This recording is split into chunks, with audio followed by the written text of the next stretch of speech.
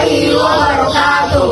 Perkenalkan, kami dari kelompok 4. Di sini kami akan membahas mengenai ancaman dalam bidang sosial. Selamat menyaksikan.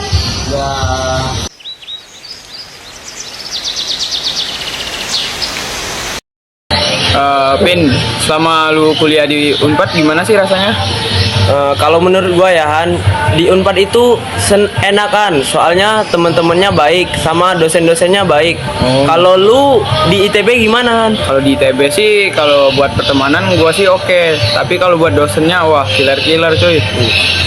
Bentar ya, ini ada notif dari nomor nggak dikenal. Gua dapat undangan dari Pasha nih, katanya teman SMA kita, Pasha mau nikah. Hah, seriusan? Serius, ngapain gua bohong? Tapi ini nomornya nggak dikenal. Mana? Coba lu lihat.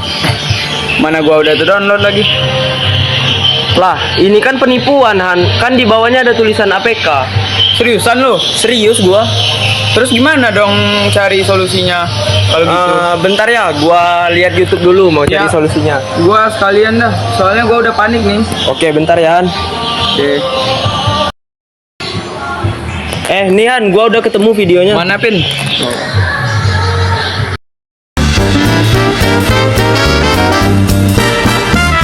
Di sosial media seringkali terjadi penipuan. Contohnya, penipuan berupa pengiriman file surat undangan yang nyatanya adalah aplikasi penyedot data-data penerima. Biasanya, file ini dikirimkan melalui platform WhatsApp, Line, Telegram, dan lain-lainnya. Biasanya, orang yang terkena penipuan ini adalah orang yang tidak waspada terhadap pesan digital yang masuk ke platformnya. Nah, teman-teman, ada 5 penyebab mengapa dapat terjadinya modus penipuan ini. Yang pertama, kurangnya regulasi atau pertahanan terhadap keamanan digital. Yang kedua, adanya ketidaksetaraan ekonomi dan mendesaknya kebutuhan calon sehingga dapat tergoda akannya penipuan. Yang ketiga, yaitu tingginya ketidaktahuan atau ketidaksadaran masyarakat terhadap ancaman keamanan digital. Yang keempat, yaitu kepercayaan masyarakat mengenai penerimaan undangan secara digital sehingga dapat dimanfaatkan oleh penipu untuk melancarkan aksinya.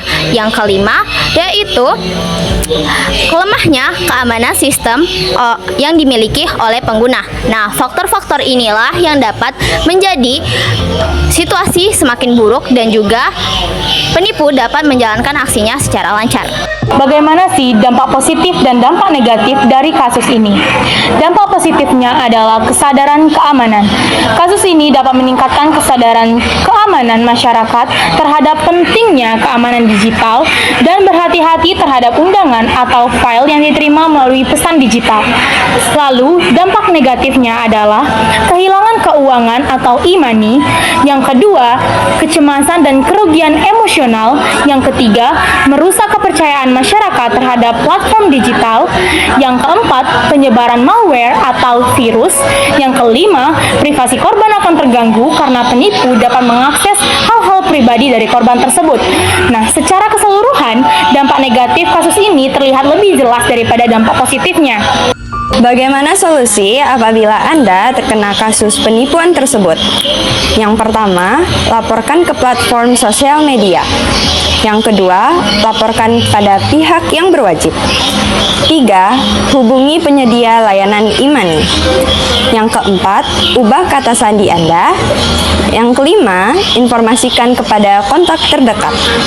Yang keenam, minta bantuan teman ahli dalam keamanan digital. Yang ketujuh, monitor rekening Anda dan aktivitas keuangan.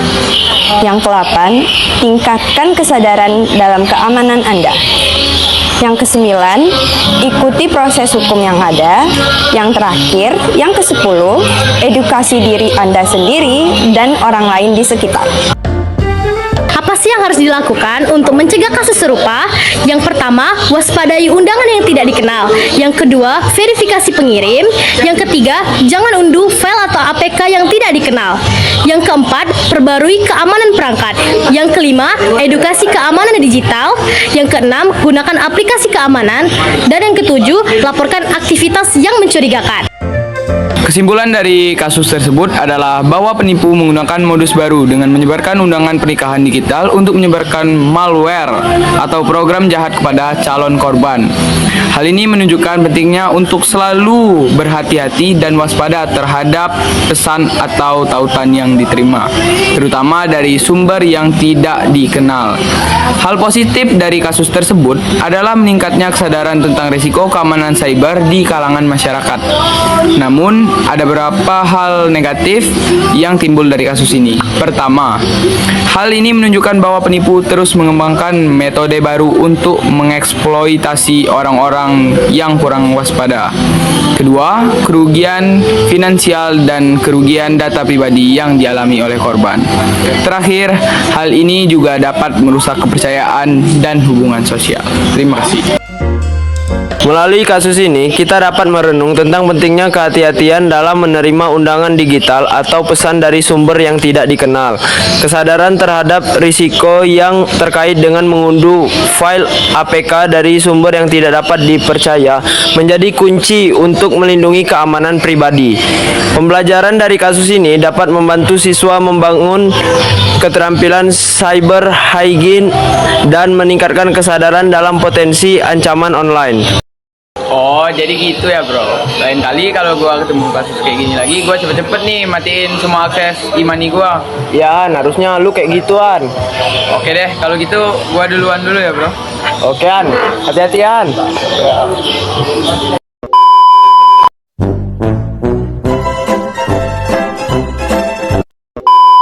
Untuk mencegah kasus serupa, yang pertama, waspadai Ya, gua udah ketemu videonya. Mana tuh?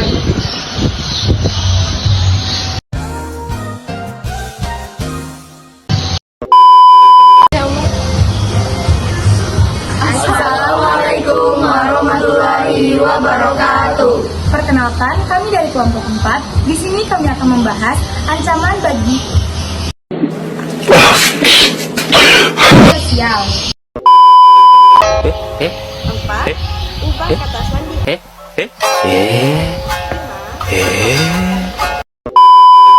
Sekian video dari Bagaimana sih dampak positif? Sabar, belum bukti itu. Cepet nih matiin semua akses imani gua. Ya, harusnya lu gituan. Oke, kalau gitu gua duluan ya bro. Oke, hati-hati ya, Bro. Emang boleh? Oke, An. Hati-hati, An.